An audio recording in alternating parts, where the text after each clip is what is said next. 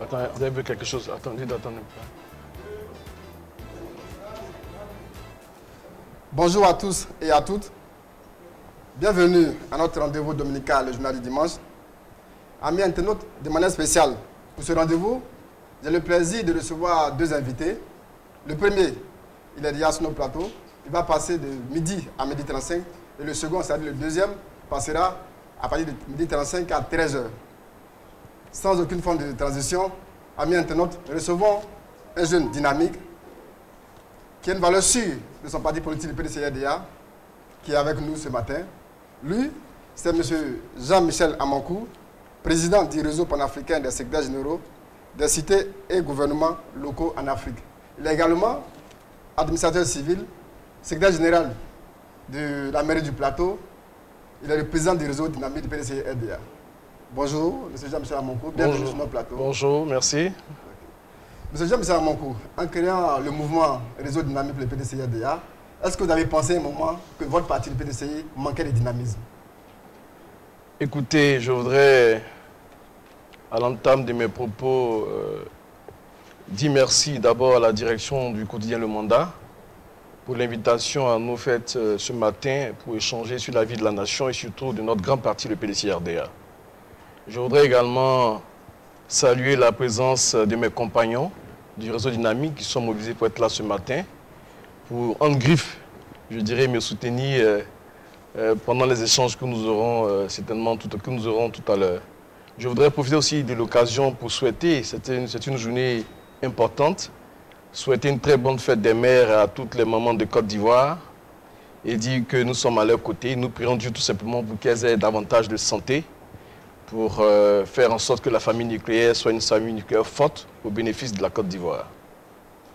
Alors, revenant à votre question, je dirais tout simplement que le réseau dynamique est un mouvement, c'est un outil de décision, de prise de décision qui aide le parti à prendre de bonnes décisions, un outil d'aide à la décision. Et comme nous avons l'habitude de dire, c'est le réseau dynamique concourt à l'éveil au niveau de la mobilisation des militants du PDCRDA. Et pour l'historique, je dirais que nous avons connu une série de mutations. Au départ, c'était le mouvement pour la paix et la réconciliation nationale, que nous avons créé au lendemain du funeste coup d'État dont a été victime le président Henri Konan Bédié. Nous avons eu à mener des actions. Et aujourd'hui, nous avons estimé à un moment donné que, étant militants du PDCRDA, il nous fallait nous muer en mouvement de soutien, en mouvement d'action au bénéfice du PDCRDA. Donc voilà un peu la raison fondamentale qui a milité plus ou moins à la mise en place de ce réseau. Okay. Le PDCRDA, votre parti, est un grand parti. C'est ça. Dans lequel il existe plusieurs mouvements de soutien. Vous arrivez avec un mouvement, n'est-ce pas, de trop. Vous venez faire quoi? Mais écoutez, le réseau dynamique, je ne dirais pas que c'était un mouvement, je dirais, atypique.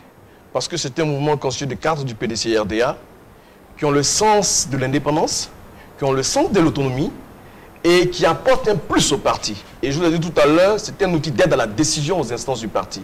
Nous répondons du président Henri Konan Bédié, nous répondons de ses instructions et nous sommes là en tant que, je dirais, combattants du parti pour faire en sorte que le PDC rayonne davantage sur l'échiquier politique en Côte d'Ivoire. Donc ce n'est pas un mouvement de trop, je dirais que c'est plutôt un mouvement qui vient en appui, je dirais, aux instances du parti. Et donc, nous faisons notre travail. Okay. Vous parlez d'appui. Depuis l'existence de ce mouvement, qu'est-ce que vous avez fait pour le parti, pour son rayonnement? Mais écoutez, à un moment donné, nous nous sommes rendus compte, au niveau du réseau dynamique, qu'il y avait une perte d'ardeur au niveau des militants, au niveau du PDCRDA. Alors, nous avons réfléchi. Nous nous sommes dit qu'il était important de mener des actions de nature à faire de la mobilisation de masse. Et nous avons fait plusieurs mobilisations de masse, vous le savez très bien. Et tous les militants, au regard des messages que nous portons aux militants pour le rayonnement du PDCRDA, nous menons des actions. Nous allons plus loin d'ailleurs, parce que nous estimons que les militants, au-delà de l'aspect politique, il y a l'aspect social aussi. Donc nous apportons de l'appui aux populations vulnérables, aux militants qui sont en état de vulnérabilité, pour leur dire tout simplement que le PDCI, au-delà de l'aspect politique, nous sommes quand même des citoyens, nous avons le devoir d'appuyer nos militants. Donc nous œuvrons dans ce sens. Donc, donnez des exemples. Mais des exemples, écoutez, il est sans ignorer que nous avons eu à mener une action à l'hôpital général de Port-Boué. Nous avons fait don d'un certain nombre de choses aux malades, hein, c'est connu de tous. Vous savez également que lorsqu'un militant a des difficultés au niveau de sa base, nous essayons d'apporter assistance. Nous essayons de faire également de la conciliation au niveau des acteurs politiques, au niveau de certaines délégations. Et c'est l'apport que nous apportons en tant que mouvement. Et je précise que, vous savez, le réseau dynamique a une particularité. Nous avons l'avantage d'avoir dans notre sein des cadres qui ont cette capacité de faire de la synergie. Et chaque fois où il y a lieu de porter très haut l'idéal du PDCI-RDA, tous les militants, tous les adhérents du réseau dynamique se mettent en branle pour apporter un soutien. Et c'est ça le plus important. Et je dis, comme le dit souvent le grand philosophe Einstein, on ne cherche pas à avoir du succès, mais nous cherchons à avoir de la valeur. Et la valeur au réseau dynamique, il y en a. Nous avons des hommes de valeur qui veulent apporter un plus au parti, qui veulent apporter un plus à la Côte d'Ivoire, en étant libres dans la tête, en étant libres dans les actes que nous posons, mais tout ceci concourt à faire en sorte que le PDCI rayonne au bénéfice non seulement du parti, de ses militants, mais au bénéfice de toute la Côte d'Ivoire. Qu'est-ce que vous dites quand certaines personnes disent que les moments de soutien des partis politiques sont des occasions, des moments créés pour certaines personnes d'escroquer quelques cadres, des ministres, pour les soutenir? Qu'est-ce que vous répondez à cela? Écoutez, c'est dommage parce que dans certaines mesures, nous voyons certainement certains mouvements qui s'adonnent à ce genre de pratiques. Mais en ce qui nous concerne au réseau dynamique, je vous l'ai dit tout à l'heure, c'est un mouvement de cadre. Nous vivons de nos cotisations, nous vivons des appuis des uns et des autres. Et puis, bon, toute modestie mise à part, pour ceux qui nous connaissent, nous avons cet esprit d'indépendance qui nous anime. Nous sommes libres dans la tête. Vous l'avez dit tout à l'heure, je suis administrateur civil.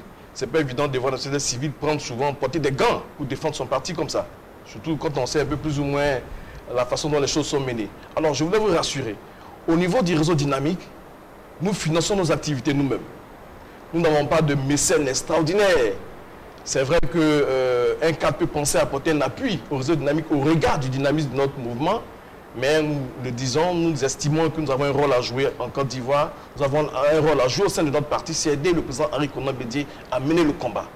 Le combat de la consolidation de la paix, le combat du développement inclusif, le combat du bien-être des populations ivoiriennes, le combat d'une solidarité, je dirais, très vivante entre les Ivoiriens. Voilà un peu notre combat et je vous assure que nous avons les moyens en interne, nous nous organisons et comme le dit souvent l'imagerie populaire, avec peu ou rien, on peut faire beaucoup de choses. Et le réseau dynamique, depuis son existence, dites-nous aujourd'hui où vous allez, quelles sont vos perspectives? Écoutez, nos perspectives s'inscrivent dans la démarche du président Henri Konan Bédié.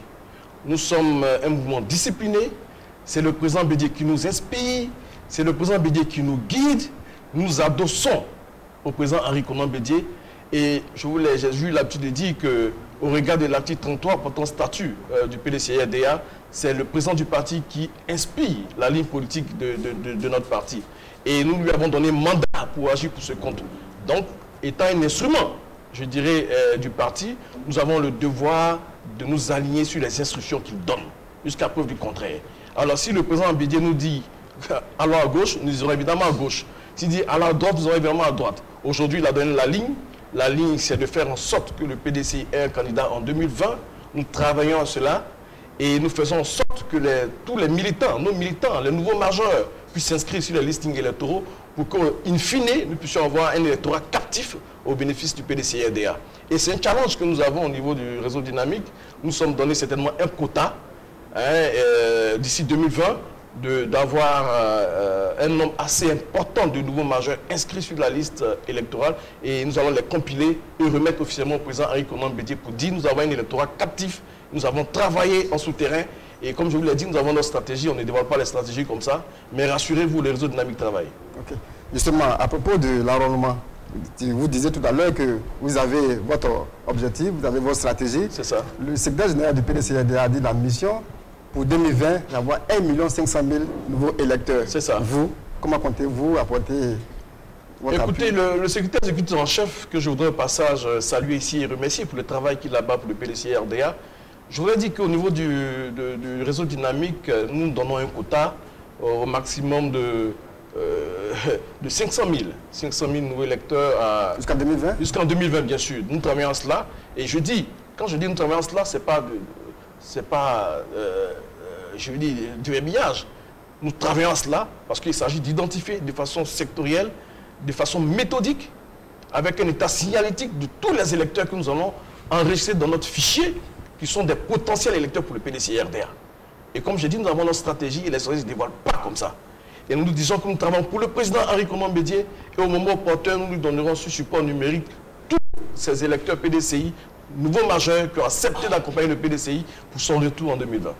Monsieur Jean-Michel Moncourt, on vous entend parler, on a l'impression que les militants peuvent rêver. Mais qu'est-ce que vaut réellement le réseau dynamique en termes de chiffres sur le terrain? Quel est le poids réel du réseau dynamique? Écoutez, le réseau dynamique d'abord est un cercle de réflexion. Nous, on ne cherche pas à faire de la masse. On a besoin des personnes de qualité, on a besoin des personnes qui apportent un plus-value au parti. On vous sent plus à Abidjan. Je suis désolé, c'est vous qui le dites, sinon on ne sait pas comment nous sommes à Abidjan. Vous pouvez aller à Imbeko pour voir si nous ne comptons pas. C'est vous. Pour voir si nous ne comptons pas. Écoutez, on n'a pas besoin de faire du spectacle. Le réseau dynamique ne fait pas du spectacle. Je vous rassure à ce niveau, nous ne faisons pas du spectacle. Vous voyez qu'il y a des mouvements qui s'adonnent. Nous ne faisons pas du spectacle. Nous répondons du président Henri Konan Bédié. Point. C'est à lui, c'est notre moment, c'est à lui que nous devons rendre compte. Et c'est l'obligation, c'est le résultat qui compte. Et je peux vous assurer, le réseau dynamique compte. Et si vous voulez savoir si nous ne comptons pas, demandez-nous d'organiser une cérémonie, vous verrez. Vous voulez 2000 personnes, on vous fait 2000 personnes. Les mobilisations, on sait comment ça se passe, hein. On peut transporter les gens. Écoutez, nous ne transportons pas, nous avons des militants actifs. Donc dites-moi, en termes de chiffres, le poids du réseau dynamique. En termes de chiffres, c'est-à-dire le nombre d'adhérents, c'est ce que vous voulez. Voilà. Mais écoutez, des réseaux dynamiques de cadres.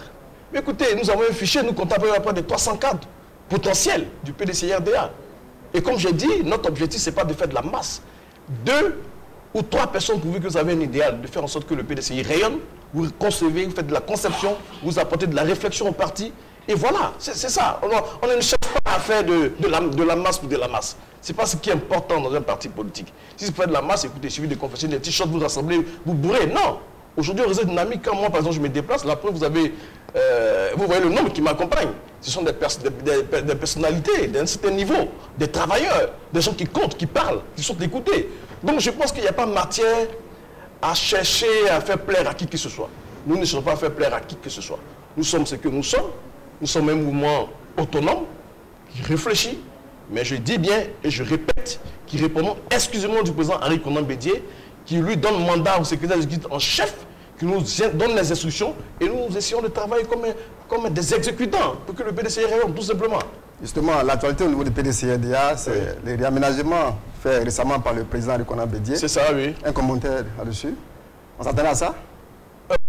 Je dirais plus ou moins. Parce que, vous savez, le président Henri Konan Bédié est une personnalité avec une chasesse énorme. Je me plais souvent de dire que c'est une personnalité d'une très grande hauteur politique. Et je pense que le moment était opportun de mettre un peu d'ordre. Je dis bien de mettre un peu d'ordre. Et je pense que c'est à saluer. Seulement, nous faisons espérer que les personnalités qui ont été désignées pour occuper ces nouvelles fonctions pourront assurer pleinement, au regard de la volonté du président Henri Konan Bédié, ces orientations, les mettre en pratique pour que le PDCI soit davantage discipliné, pour que le PDCI soit en harmonie. Mais je vais vous rassurer. Et je vais rassurer les Ivoiriens. Pour dire que le PDCI était parti solide. Les gens s'amusent à croire que le PDCI, excusez-moi, est divisé, mais ils ne connaissent pas encore le PDCI. C'est une machine extrêmement redoutable. Et lorsque le président Bédié est en tête, il n'y a rien à craindre. Je voulais dire aux Ivoiriens de rester tranquilles. 2020, ça appartient au PDCI. C'est indiscutable. Accompagné ou pas, nous serons au pouvoir en 2020 avec les moyens légaux. Dans ce réaménagement du président Henri Konan Bédié, le secrétaire exécutif en charge des clubs et mouvements de soutien, Ampirus, qui était votre premier responsable, a été en griffe, débarqué. C'est ça. C'était le moment. Mais écoutez, je ne voulais pas faire le commentaire de la décision du président Henri Konan Bédié, mais j'estime que c'est en tout état de cause qu'il a pris cette décision. J'avoue que c'est peut-être dommage parce que je connais bien M. Ampirus, mais j'estime que le président Bédié a ses raisons Et il a décidé, nous suivons sa décision. Et vous, en tant qu'observateur de la scène politique, est-ce que vous pensez que ces agissements, ces dernières sorties dans les journaux, les journaux du PDC-RDA sont des arguments en faveur de... Mais écoutez, vous savez, au réseau dynamique, on a l'habitude de dire, quand nous observons un peu l'actualité politique, il y a beaucoup d'émotions. Et c'est vraiment dommage. Il y a des politiciens qui travaillent avec beaucoup d'émotions. Le comportement dans un parti politique vaut bien dans le comportement dans l'administration. Malheureusement, il y a une sorte, excusez-moi d'employer ce terme, je ne veux pas employer, je ne dirais pas d'indiscipline, mais de comportement dérogatoire qui déroge aux règles. Je me dis quoi? Lorsque vous avez un responsable, parce qu'il y a la hiérarchie, lorsque vous avez votre responsable qui prend une décision, j'ai l'habitude de dire, il y a 3 recours qui s'offrent à vous, quand vous n'êtes pas d'accord. Il y a le recours gracieux qu'on appelle dans l'administration. Celui qui a pris la décision, qui a pris l'acte, vous allez vers ce dernier pour dire, vous tel acte, mais l'acte, je vais en comprendre les motivations. Lorsque vous n'êtes pas convaincu, vous remontez au supérieur hiérarchique de ces derniers et on appelle ça le recours hiérarchique. Et dans le cas d'espèce, vous remontez peut-être au président si le SE a pris une décision que vous n'êtes pas, le SE a pris une décision que vous n'êtes pas d'accord, vous remontez au président Riconon Bédier, dans le cas du recours hiérarchique. Maintenant, s'il n'y a pas de suite, puisque le PDCI est fondé sur des tests légaux et donc qui répondent à l'état du droit, vous pouvez avoir un recul juridictionnel pour dire, écoutez, les décisions prises par le parti ne répondent pas aux tests de fonctionnement du parti dont je veux être rétabli dans mes droits. Mais tout ça, on se répond dans la presse, on incite ceci, on incite cela. Mais je vais vous rassurer, le PDCI est un parti organisé. Remarquez bien quand le président Bédier fait des nominations, il y a des visas. Ça vous dit qu'il le fait conformément à des tests. Mais pour dire pourquoi nous, qui sommes militants, nous n'avons pas cette discipline pour pouvoir être dans le moule. Je peux ne pas apprécier une décision du SE en chef. Mais le seul fait d'être le SE en chef me donne l'obligation de respecter sa décision parce que c'est lui le chef. C'est tout de même un parti démocratique. Mais un parti démocratique, il y a le lieu où on parle de la démocratie, ce n'est pas dans les journaux, je suis désolé. Il y a un lieu bien établi où on parle de la démocratie. Et c'est le chef qui décide, c'est le chef qui oriente, même quand vous n'êtes pas d'accord. Et c'est ça qu'il faut comprendre. Il ne faut pas se répondre dans les journaux. Et moi, je condamne ça. Le réseau dynamique a toujours condamné cette façon de faire. Mais je dis, ce sont nos frères, ce sont des militants. Et le président Bédier en appelle à la cohésion. C'est pourquoi je dis que le PDCI a des ressources solides. Le PDCI a une capacité de résilience telle que n'importe quel parti en Côte d'Ivoire ne peut se séparer du PDCI d'une manière ou d'une autre. Nous sommes le centre des décisions politiques. Et je dis, et je répète, le président Francis Vaudier l'a dit, du PIT, voilà, il l'a dit, le Bédier c'est le pont. Et qui dit Bédier c'est le pont, c'est le PDCI qui est le pont, qui est le garant. Donc il n'y a pas matière à s'inquiéter, il y a la cohésion. Je pense que ce sont des effets qui passent, le PDCI avance. Ok. Une question vraiment qui est au centre de tous les débats au niveau sur la scène politique, c'est le parti unifié. C'est ça. Le PDCI, le RDR ne parle pratiquement plus le même langage sur cette question. Vous, quel est votre commentaire sur cette situation qui risque de fragiliser le RHDP? Écoutez, vous savez, je vous ai dit tout à l'heure qu'il y a trop d'émotions. Il y a trop d'émotions et au réseau dynamique, nous n'avons pas cette approche. Tout ce que nous voyons là participe de l'animation de la vie politique. C'est pourquoi je félicite d'ailleurs le président Ouattara et le président Bédier qui apportent de l'animation à la vie politique en Côte d'Ivoire. Cela dénote de la démocratisation du pays, de la liberté d'expression, de vision. Mais cela n'exclut aucunement, je dirais, je vais dire, ne trace pas qu'il y a vraiment division. Le président Bédier et le président Ouattara sont en phase. Pour ceux qui font une lecture, ils sont en phase. Le président Bédier était clair. Je suis pour la promotion d'un militant actif pour 2020. Je suis pour le RHDP. La preuve, il a signé l'accord politique. Le président Ouattara vous dit, je suis pour la création du parti unifié. Je suis pour le maintien du RDR. Le président Bédier vous dit, vive le PDCI, RDR. Mais vous ne voyez pas où est le problème? C'est pour vous dire que même si on part en RHDP, on unifie ou pas en 2020, ce sera un militant actif du PDCI qui sera soutenu par nos frères du RDR. Mais ce n'est pas ce que le président Ouattara dit. Le président Ouattara dit, oui, en 2020, tout le monde peut être candidat. Bien sûr. Et on choisira le meilleur. Mais je dit, oui, le candidat du RHDP doit sortir du PDCRDA. Ce n'est pas le même langage. C'est le même langage. Non. Mais je peux vous expliquer pourquoi c'est le même langage. Allez-y. Voilà. C'est le même langage parce qu'en 2010-2015, le maire au sein du RHDP était un candidat du RDR dont le président Alassane Ouattara que nous avons soutenu, que nous soutenons toujours. Et évidemment, puisque nous faisons la promotion d'un militant actif pour 2020, dans le cadre de l'alternance de l'Alliance RHDP, ça ne peut être qu'un militant du PDC-RDA. Et je vais vous dire quelque chose, mais là c'est une confidence. Mais sur la question, le président Bédié même dit, oui. Lui et son jeune frère Alassane Ouattara sont en train de négocier. Ça veut dire que ce n'est pas encore acquis. Non, mais moi, je suis désolé. Moi, je considère ça comme un acquis. La négociation veut renforcer l'acquis, c'est tout. Quand on parle de négociation, il y a beaucoup d'aspects. Le revenir au pouvoir, ce n'est pas être président seulement. Il y a le partage du pouvoir. Il y a un certain nombre de choses à caler. La preuve, ce n'est pas parce qu'on est candidat du RHDP qu'on va forcément gagner des élections, parce qu'on aura des adversaires en face aussi. Il y a l'opposition qui existe. Non, c'est tout un paramètre, c'est un tout. C'était tout. Et puis je dis, on se fait peur pour rien. Le RHDP est extrêmement solide. S'il tente qu'il y ait des accords, ces accords seront respectés. Je reste convaincu qu'il y aura un appel de Congo. Et l'appel de Congo, vous voulez que je vous dise l'appel de Congo? Allez-y, poursuivez. Ça sera le militant actif du PDC-RDA et j'ose espérer que ce soit le président Henri Konan Bédié. Vous êtes dans le secret de Dieu, il me semble.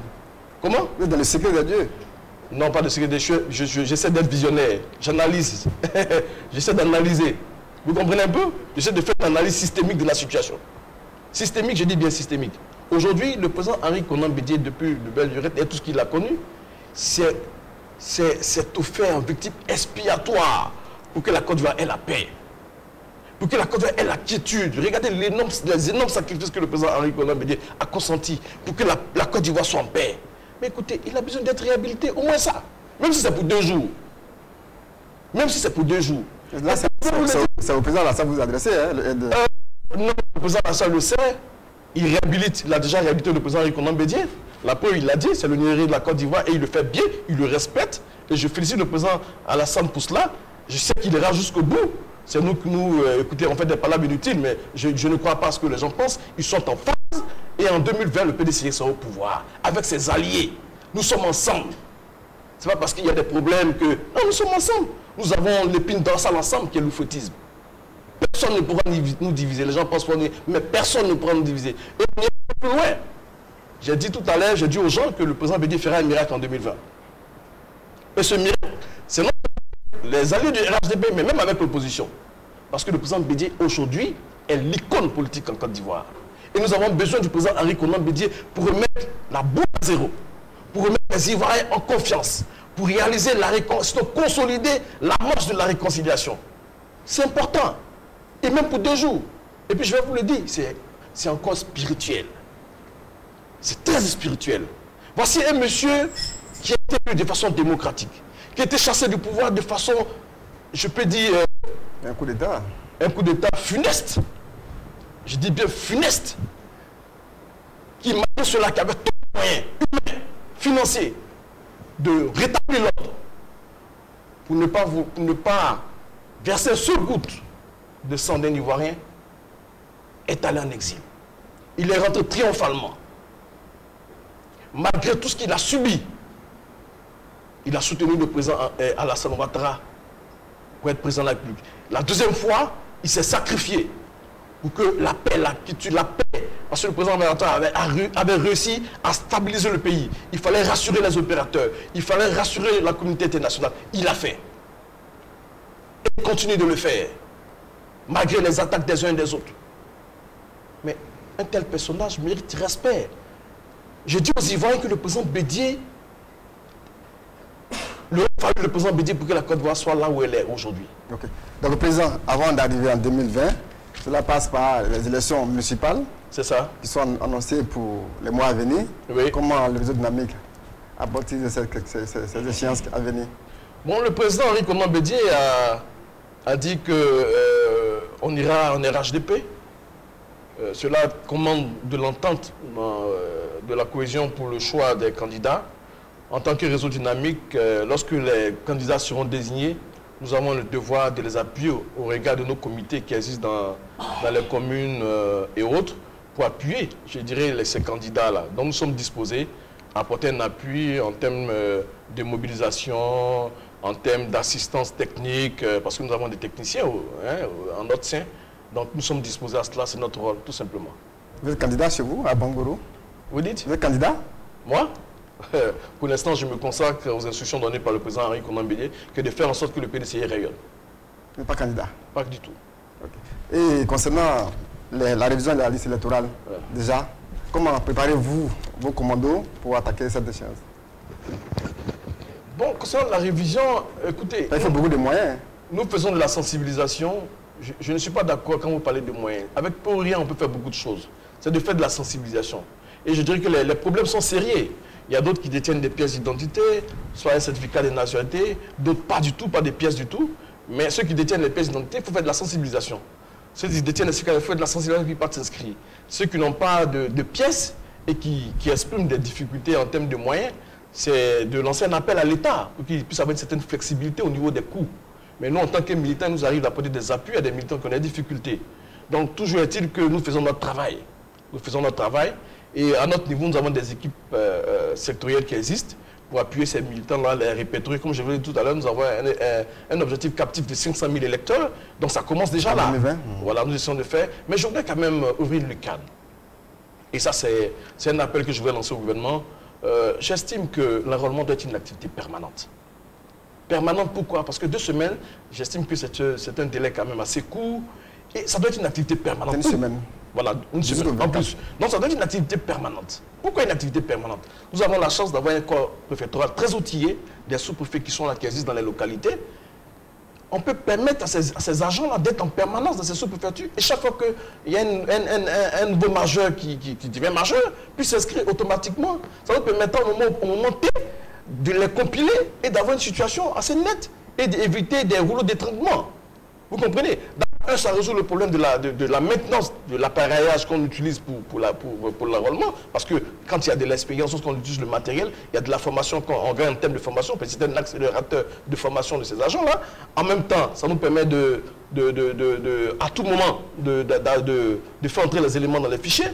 Et au moment où nous sommes à l'approche des élections, il suffit de faire un ramassis de tous ces éléments-là et de les compiler et de les traiter. Est-ce que ce n'est pas coûteux pour le gouvernement?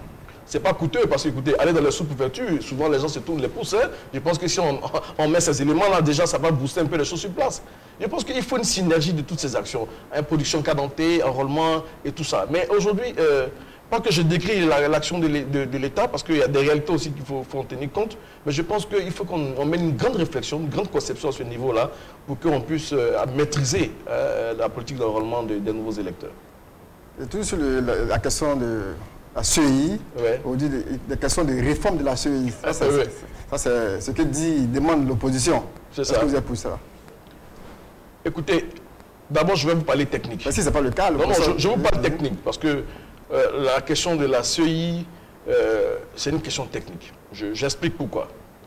D'abord, la notion CEI, Commission électorale indépendante, elle a pour vocation d'assurer le consensus. Et la provocation, c'est parce que nous ne faisons pas confiance au ministère de l'Intérieur que nous avons mis en place une commission pour rassurer tous les acteurs politiques pour aller à des élections transparentes et ouvertes.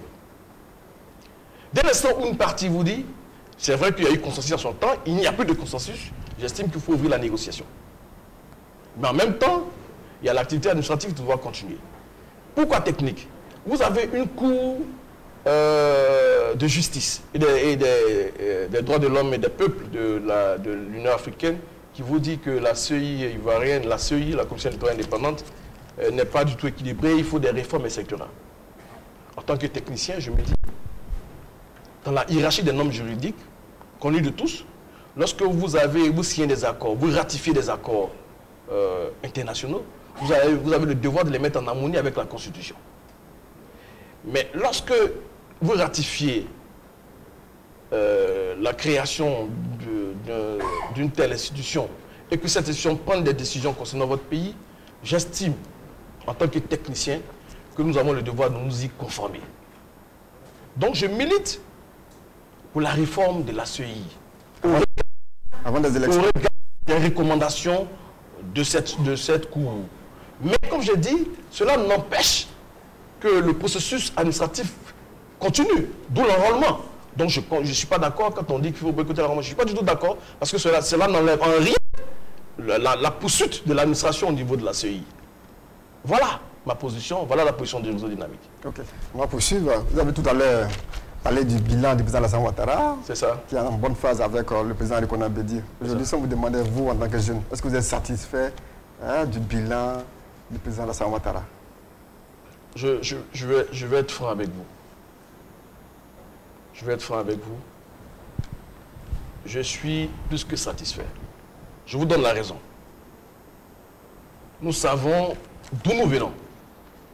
Nous avons connu une crise, je dirais, une crise post-électorale des plus difficiles, avec son corollaire de mort, avec la destruction d'une administration qui était l'une des nations les plus performantes de l'Afrique de l'Ouest, avec une désintégration sociale. Je pense qu'aujourd'hui, au regard du travail abattu, il y a eu du boulot qui a été fait. Au plan social? Je viens. Je dis, il y a eu du boulot qui a été fait. Aujourd'hui, les infrastructures sont mises en état. L'administration fonctionne assez correctement. Mais, je dis, on ne peut pas être dirigeant et puis dire qu'on est satisfait totalement. On ne peut pas diriger, dire qu'on a réussi à 100%. C'est vrai, il y a peut-être quelques failles quelque part. C'est tellement dans le domaine, on en parle, le domaine peut-être social, où il y a des plaintes ici et là. Mais ce sont des choses qui sont permanentes dans toute gestion d'État, d'un État. Ce sont des problèmes récurrents qui arrivent à tout moment. Et à chaque problème, à sa réponse. Donc, pour être clair avec vous, nous sommes satisfaits du bilan. Mais nous estimons que le président doit aller un peu plus loin, surtout au niveau de la réconciliation. Allez-y, on a là. Au niveau de la réconciliation, parce que, vous savez, je vais vous trahir un secret. J'étais à une cérémonie il n'y a pas trop longtemps. Je ne voulais pas décliner cette cérémonie. Et j'étais à côté avec le ministre Cadet Bertin.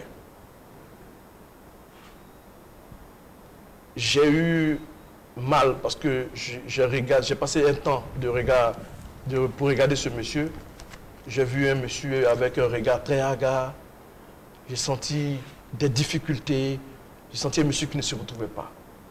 Je me permets de le dire parce que j'ai eu mal. J'ai eu mal parce que je me suis dit, c'est vrai. Et il y a eu peut-être des dégâts, mais je dis ce sont nos frères. Ce sont nos frères. Et quand vous avez un frère en face, quel que soit ce qu'il vous fait, je pense que par moment, lorsqu'il a eu sa punition, on pardonne. Je ne dis pas que le président de la République ne pardonne pas, il a assez pardonné. Je comprends la posture du président, parce que nous sommes tous témoins au regard de la crise que nous avons connue. Je me rappelle comme c'était hier, le président de la République avait dit ceci. Je demande au régime Gbagbo de céder le pouvoir, je prends le peuple à témoin, qui ne seront pas poursuivis, je garantirai sa sécurité. Ça n'a pas été fait. Nous avons connu tout ce que nous avons connu. Pour un chef d'État qui a fait un tel geste, qui a tendu la main et qu'il n'y a pas eu de retour, c'est normal que sa posture est difficile, ça fait mal. Surtout qu'il y a eu des morts. Et donc, la justice doit jouer son rôle. Donc, je comprends la posture du chef de l'État. Mais nous disons que nous qui sommes ses enfants, nous qui avons l'avenir de la Côte d'Ivoire devant, je voudrais sincèrement, devant les Ivoiriens, devant le PDC-RDA, devant mes amis du réseau dynamique, je voudrais sincèrement implorer le pardon du chef de l'État. Parce que la Côte d'Ivoire a besoin de se réconcilier, de se retrouver. La Côte d'Ivoire a besoin d'être ensemble, les Ivoiriens veulent d'être ensemble, quelles que soient les divergences politiques. Et seul le chef de l'État peut apporter cette vision-là, cette façon de faire. Il a commencé qu'il aille un peu plus loin. C'est vrai, il a dit, dès qu'on finira l'aspect judiciaire, certainement qu'il y aura une loi d'amnistie pour le faire. Mais je pense que la Côte d'Ivoire peut faire un sursaut pour la réconciliation. Et j'ai foi au chef de l'État et je pense qu'il donnera droit à notre requête et à la requête de plusieurs Ivoiriens qui œuvrent dans ce sens. Ok. Merci, M. Jean-Michel Amonko. Nous sommes au terme de notre entretien. C'est ça. On vous laisse lancer un appel à vos militants du réseau dynamique et pourquoi pas à tous les militants du PDC-RDA. Écoutez, je voudrais seulement, au nom du réseau dynamique, me permettre de féliciter le secrétaire exécutif en chef, le professeur Maurice Kakegikawi. Vous savez, nous prenons plaisir à voir combien de fois il se bat pour le parti. Combien de fois il se bat pour les idéaux du RHDP, la considération du RHDP. Je voudrais aussi remercier le président Henri Konan Bédié pour tout ce qu'il fait, non seulement pour le PDC-RDA, mais pour toute la Côte d'Ivoire. Et je dirais au président Henri Konan Bédié d'être prêt pour la Côte d'Ivoire. La Côte d'Ivoire l'appelle, les Ivoiriens l'appellent. Et pour finir, je voudrais dire merci au président Alassane Ouattara pour la fraternité qu'il essaie de consolider avec son aîné Henri Konan Bédié. Car la Côte d'Ivoire en a besoin. Nous sommes les enfants, les jeunes cadres, nous regardons ce tandem faire le bien de la Côte d'Ivoire, qui continue sous cette lancée.